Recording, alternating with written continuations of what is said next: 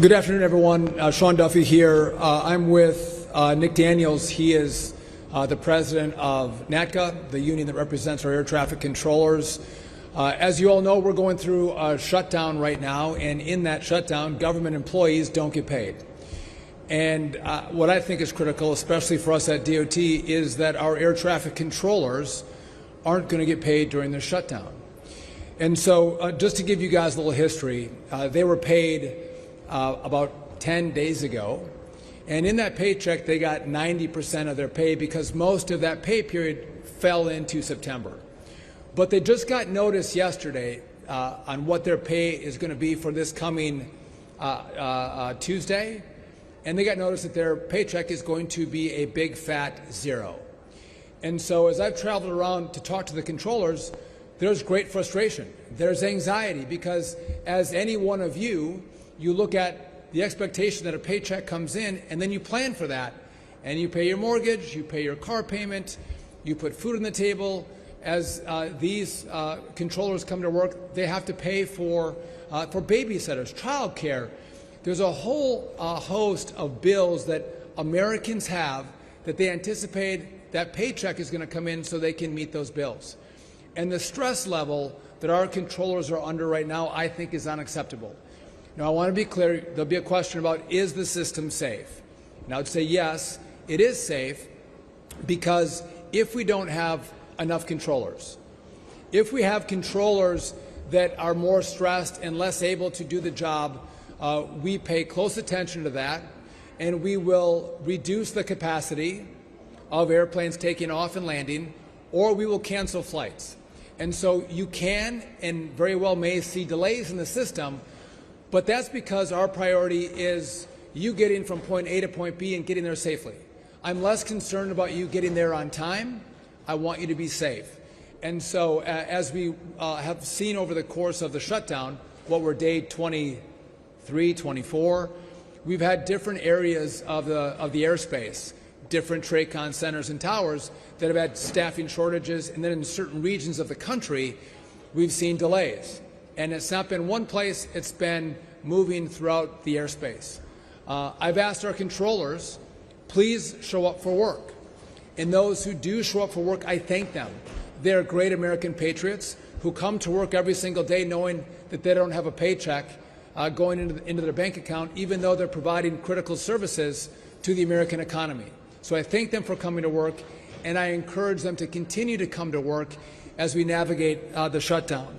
I do think there's a frustration with our controllers that Hakeem Jeffries, Chuck Schumer, Bernie Sanders, they're all going to get their paychecks, while these men and women who control our skies aren't going to be paid because of the shutdown. I think there's also a frustration that the shutdown is about paying for health care benefits for illegal immigrants.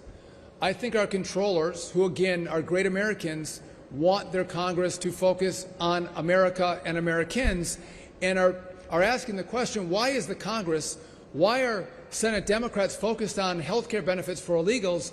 Maybe focus on me and my paycheck and the services that I provide.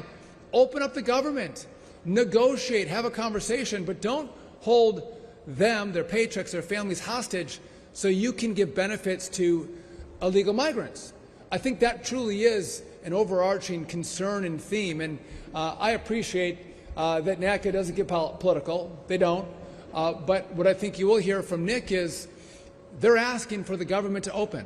They're asking for everyone to come together, make sure they all get paid, and then take the time to have conversations, to negotiate. But the answer is never shut down the government. The answer is open the government and then have a dialogue, come to a resolution. Try that approach before you actually shut it down and affect people's travel. By the way, I'm also concerned as we're coming into holiday season, we have more people using our airspace, more people taking flights.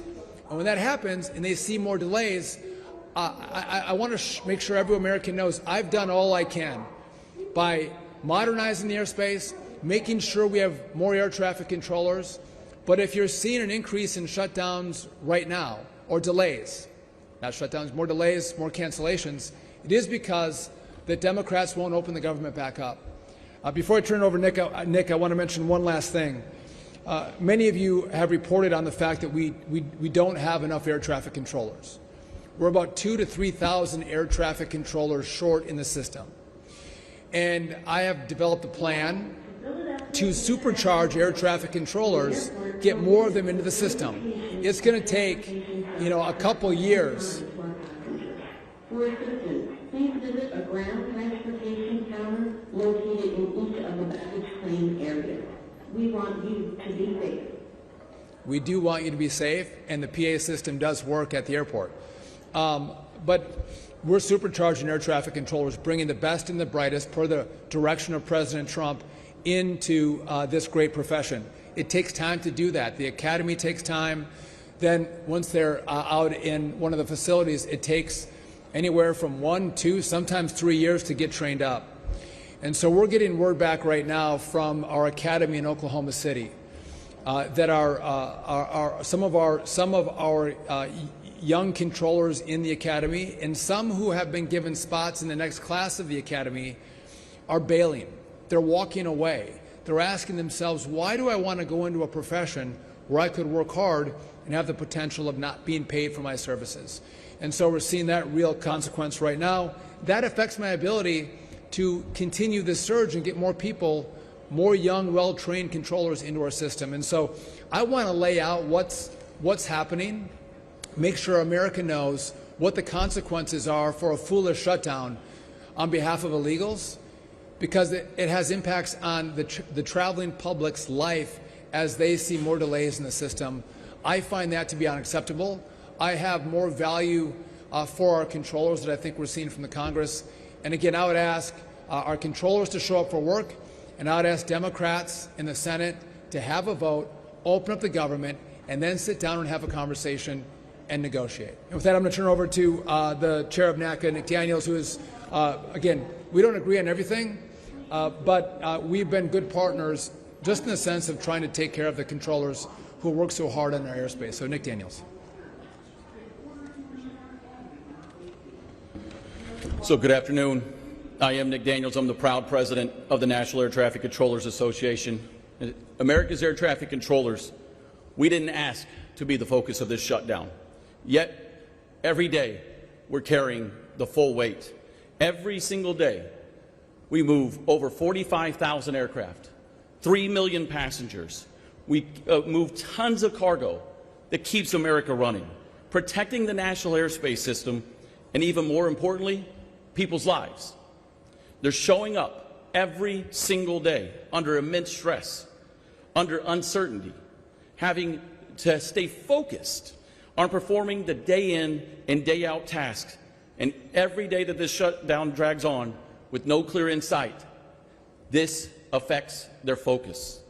And our job as air traffic controllers is to mitigate risk, and it's also to call it out. Air traffic controllers, our job is to communicate for the safety of the flying public. And as this shutdown continues and air traffic controllers are not paid for the vital work that they do day in and day out, that leads to an unnecessary distraction. And they cannot be 100% focused on their jobs, which makes this system less safe every day that this shutdown continues. Tomorrow will be less safe than today. And as the Secretary said, now we have to figure out how to mitigate that to ensure the safety of every passenger in every plane that flies in our skies. There is no version of this scenario that we have been forced into where an American worker can work 6 days a week, 10 hours in a day, only have 4 days off in a month, and have to deal with their greatest priority, which is taking care of their family, to provide for them, to put gas in a car, to put food on a table, to ensure their kids have shelter, or that they have a level of care while they do go and do the very important job of being an air traffic controller and running America's skies. And the calls have already begun. Air traffic controllers have called and said, I've picked up a side job. I go to my primary job on a day, an evening, or a midnight shift. And when I complete that shift, I now go to a secondary job. I'm driving for Uber. I'm doing DoorDash. I'm doing Instacart. This job is hard enough 5 days a week. We do it 6. We make the impossible look possible every single day. But now, with this shutdown, we're making the impossible impossible for people to continue to live without money. So some of our lowest paid air traffic controllers in this system, whether they're new or they live paycheck to paycheck just like every other American worker, they will instead be focusing instead of focusing on the safety of the American flying public, they're now focusing on what they can't afford to pay. So as each day passes with this shutdown, more of this nation's air traffic controllers will feel more stress. They'll feel more pressure. And it's the opposite of what they should be focused on. We should be focused on how do we move forward, the cusp of taking care of one another. So air traffic controllers, we didn't start a shutdown. We don't end a shutdown. Our elected officials do. And our message is simple. End the shutdown today. So we'll take questions in a moment, but just when I was talking to the guys in the break room, they were eating in the break room, and they made sure I knew that the food that they were eating had come from the airlines. The airlines know how important air traffic control is to keeping the sky safe and airplanes moving. And so our airlines, who know the financial pressure that our controllers are under and the gratitude for them showing up, they're buying them food. We shouldn't rely on airlines to have to buy lunch and dinner for our controllers because they can't afford it themselves because the Democrats have shut down the government. But those are the things that are happening inside of all of us who work in the airspace, supporting our fellow brothers and sisters who are going through a time of need. And I want to thank the airlines for recognizing that and supporting and being helpful in the small ways that they can. Again, just providing food for our controllers when they're on the job. With that, if you guys have any questions for us, happy to take them, yes. Could you give us an update as to the number of delays that have been a direct result of air traffic? So the question is, how many delays have been in relationship to air traffic controller shortages? And so it's different every day. So the average on a day is about 5% of our delays would come from staffing shortages with air traffic controllers. We've gone up as high as 53% of the delays have been because of staffing shortages. And that number moves every single day. Because as I mentioned before, we don't have one facility that's a problem every single day. It might be short one day, but then, you know, it might be Chicago one day, it might be Atlanta another, it might be Newark a different day. And so it changes day by day, and so it's anywhere between that 5%, we're always been above the 5% in the shutdown, but as high as 53% of delays are from the staffing shortages. Yes? Do you have a sense, Secretary, of how many of these traffic controllers are calling out because of protests or because they have to do things like drive DoorDash or do other things to supplement their income? You know, I don't have insight into the hearts and minds of the controllers who are calling out sick, but if I listen to the controllers who talk to me, they'll tell me about their own stresses, financial, and how they have to take a second job, how they're frustrated that they're not going to get paid, and some of them might be sick. But I'm working close with Nick. We're driving a message. I want you to show up. I don't want to see Democrat shutdowns drive pain to the American people. I've asked them, please come to work, and I'm grateful for you to come to work. But maybe that'll be a post-mortem we can do on what happened there and why controllers made the choices that they did. Mr. Secretary, ask a question about your engagement with Pennsylvania over demonstrating concern in a letter released yesterday by your agency. Tell us what concerns you about not only the management of the operations of the system, but the finances that you raised as well. Yeah, so so this is a Philly issue. I am concerned about SEPTA. When you have a system that's $200 million in the hole, we see delays, but do we see fires? I mean, that's a huge problem, right? On trains and on buses. And what's more concerning is that when you have a fire, we all know what a fire is, but the management will say it is a thermal event. What the hell is a thermal event? It's called a fire. So let's not try to massage what's happening. I've had good interactions with the governor.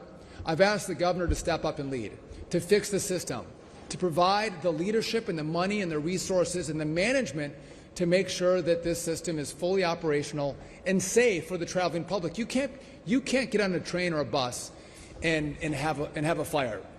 That is a flashing light and a siren that significant changes need to be made. Mr. Secretary.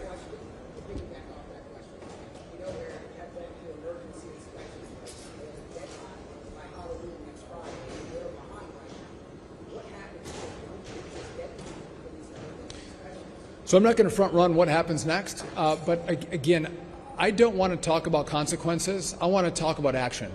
I want trains to be safe and to run on time. That's what I want. And if those emergency inspections don't pass, we'll talk about what comes next. Can you expand on deploying teams to Philadelphia to manage something? What is the game plan there? So we don't manage your rail. We support, we provide assistance, but Philadelphia leadership, the state leadership has to step in. And by the way, the city works well because you have a system that can move people effectively and efficiently through the community. That's really important. And to make sure it's fully operational and well run is important to us. And we provide oversight, we provide tools, we also provide money. And so again, what I want to see is the state and the city work together with us to have a plan to fix this system, and that takes engagement, that takes leadership. And so I hope to see that from the city and the governor. And if they're willing to do that, we're going to work with them. Because what I want is, I want a great system for Philadelphia. I mean, that's what I want. And if I can be helpful, I will. If I get resistance, we can be great friends or we can be really bad enemies. I think we should be in the friend business and serving this community. Mr. Secretary, Justin from KYW News Radio, you spoke very eloquently earlier about members of Congress and the Senate still getting their paychecks during this time. Are you still getting yours during this time? And if so, do you plan on stopping to stand in solidarity with workers like the workers that aren't being paid now? Well, so it's a good point. Our workers are going to work. We have furloughed employees that don't come to work, but we have essential services that are provided by people like our air traffic controllers. Those who are working on our modernization effort for air traffic control, it's those people who we've asked to come in and continue that work, because my concern is if there are delays that happen because of this shutdown, 6 months from now, no one remembers that we have delays because of a shutdown. They just think I'm delayed, right? We're not moving on the right timeline. So I've asked those that critical talent to come in and help us move the ball forward, whether it's air traffic controllers or it's within the FAA, to continue the progress in how we're going to have, in a 3-year time period, build a brand new air traffic control system. I can't give up 24 days. I can't give up a month. I don't know how long this is going to go. It could be a month and a half. I can't give that time up. And so, with your pay, are you still being paid? If so, do you plan on stopping your pay during this time to stand in solidarity with workers? I would have no problem stopping my pay. By the way, I don't even know if I get paid or not. In Congress, we did, and that was a huge problem. And we dealt with that because first of all, the concept of saying if you're part of government, and especially the Congress, especially the Democrats who aren't funding the government, I never thought it was appropriate that you get paid while the rest of the government does not. Now, if there's back pay, like air traffic controllers, they show up for work, they're going to get paid one day. Those members of Congress, they show up every day, they're going to get paid, but they should be delayed just like everybody else. So you're saying you will take the delay in your pay? Yeah, I would have no problem doing that. Yes. Yes. How concerned are you, Dave Sherman, with employers? How concerned are you about funding running out for the academy, for training in the towers, and how much do you think we're going to see a big increase in staff outages as that first paycheck gets missed? Has there been any evidence so far that controllers have engaged in improper sick outs today? So just back to the academy. We're working on the numbers right now. So we pay our students in the academy. They get paid to go to the 4-month school. They're not paid a lot, but they're paid so they can buy food and get to the academy. We help them with their housing. We're about a week to 2 weeks away from running out of money to pay those students, which will be cataclysmic for them. Our instructors already are not paid, and they're still showing up to teach.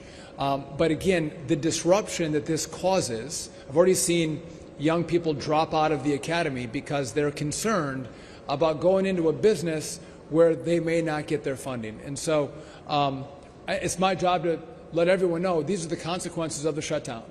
And by the way, what's not partisan is the fact that we need a new system.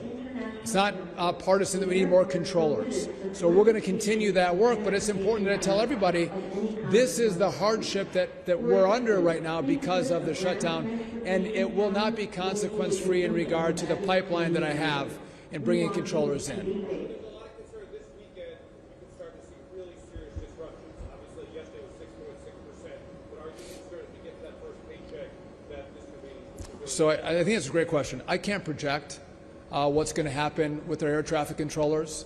I have told them to show up for work, to do their jobs. Nick has told them to show up for work and do their jobs.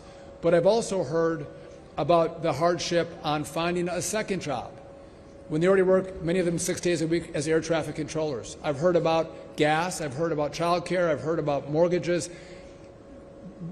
I mean, we all look at each other and say, who can go without pay? How does that happen and work for them? And no doubt that puts pressure on their lives, their families. And so I hope that's not the case. I don't want to see any pressure applied to this shutdown because of air traffic controllers.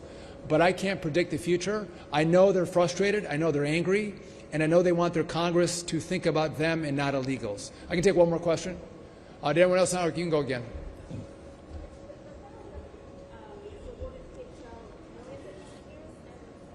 Have awarded what?